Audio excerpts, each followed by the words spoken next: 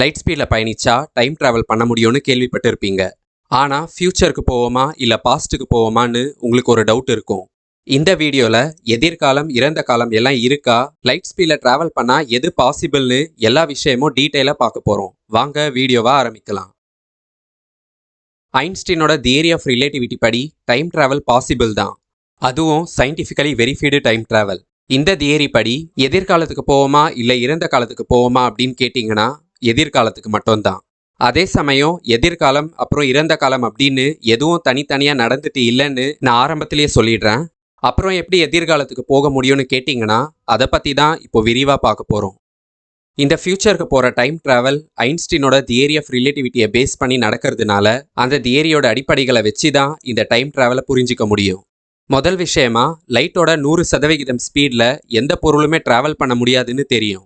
ஆனால் அதை விட கம்மியான ஸ்பீடில் ட்ராவல் பண்ண முடியும். உதாரணத்துக்கு லைட்டோட ஸ்பீடு நொடிக்கு 3 லட்சம் கிலோமீட்டர்னா நம்மளால் நொடிக்கு 2,80,000 கிலோமீட்டர் ஸ்பீடை அட்வான்ஸ்டு டெக்னாலஜி இருந்தால் அடைய முடியும்.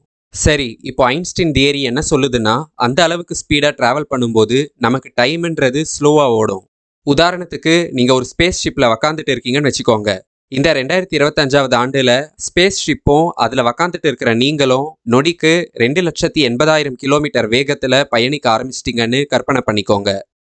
ஹை ஸ்பீடில் போயிட்டு இருக்கிற உங்கள் ஸ்பேஸ் ஷிப்பில் ஓடுற டைம் படி ஒரு 10 வருஷம் கழிச்சு நீங்கள் பூமிக்கு திரும்பி வந்து பார்க்கும்போது 2035 ஆண்டு தான் நடந்துட்டு இருக்கோன்னு நீங்கள் கெஸ் பண்ணியிருப்பீங்க. ஏன்னா 2025 ட்ராவல் பண்ண ஆரம்பித்தா 10 வருஷம் கழிச்சு 2035 ஆண்டு தான் நடந்திருக்கணும். ஆனால் ரிலேட்டிவிட்டி தியரி படி பூமியில் 2055 ஆண்டு நடந்துட்டு இருக்கும். அந்த நேரத்தில் உங்களை பொறுத்த வரைக்கும் நீங்கள் எதிர்காலத்துக்கு வந்துட்டதான் நினைப்பீங்க. ஆனால் உண்மையில் அங்கே எதிர்காலம்னு எதுவும் தனியாக நடந்துட்டு இருக்காது. நீங்கள் ஹை ஸ்பீடில் ட்ராவல் பண்ணதுனாலையும் உங்கள் டைம் ஸ்லோவாக போனதுனாலையும் வந்த விளைவு தான் இது. இதிலிருந்து உங்களுக்கு ஒரு டவுட் இருக்கலாம். உங்கள் கணக்குப்படி 10 வருஷம் தான் நீங்கள் ஸ்பேஸில் ட்ராவல் பண்ணிட்டு வந்தீங்க. ஆனால் பூமியில் எப்படி எக்ஸ்ட்ராவாக 20 வருஷம் ஓடி இருக்குன்னு. இப்போ இந்த எக்ஸ்பெரிமெண்ட்டில் என்ன நடந்திருக்குன்னு தெளிவாக பார்க்கலாம். ஆரம்பத்தில் நான் ஒரு பாயிண்ட் சொல்லியிருப்பேன், அதாவது லைட்டோட ஸ்பீடில் சிக்னிஃபிகண்ட்டாக ட்ராவல் பண்ணுறவங்களுக்கு டைம் ஸ்லோவாக போகும்னு.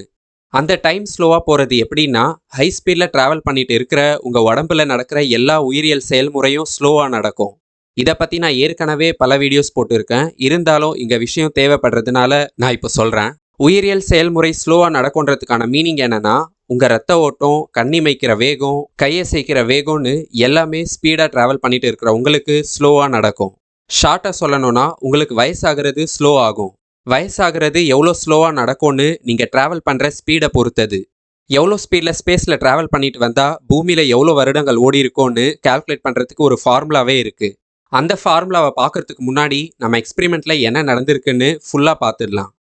ஹை ஸ்பீடில் ட்ராவல் பண்ண உங்கள் உடம்புல வயசு கம்மி ஆகுதுன்னு பார்த்தோம். ஆனால் உங்களுக்கு வயசு ஸ்லோவாக போகிறது உங்களாலேயே உணர முடியாது. உங்களை பொறுத்த வரைக்கும் உங்கள் கடிகாரத்தில் ஓடுற டைமு நார்மலாகவே ஓடுற மாதிரி தான் இருக்கும். ஆனால் பூமியில் இருக்கிற கடிகாரத்தை கம்பேர் பண்ணும்போது அது ஸ்லோவாக தான் ஓடிட்டு இருக்கும். இங்கே கடிகாரம் அப்படின்னு நான் சொல்கிறது வெறும் கிளாக் மட்டும் கிடையாது, உங்கள் உயிரியல் கடிகாரத்தையும் சேர்த்து தான். சரி, இது வரைக்கும் பார்த்ததில் எல்லாமே சேர்த்து ஒரு 3 பாயிண்ட் சொல்கிறேன். அதை தெரிஞ்சுக்கிட்டிங்கனாவே எதிர்காலம் எப்படி பாசிபிள் ஆகுதுன்னு புரிஞ்சுக்கலாம். முதல் பாயிண்ட் என்னன்னா, பூமியில் டைம் நார்மலாக தான் ஓடிட்டு இருந்திருக்கு, டைமில் எந்த சேஞ்சஸும் இல்லை. ரெண்டாவது பாயிண்ட் என்னன்னா, ஸ்பேஸில் ஹை ஸ்பீடில் ட்ராவல் பண்ணிட்டு இருந்தவருக்கு டைம் ஸ்லோவாக போயிருக்கு.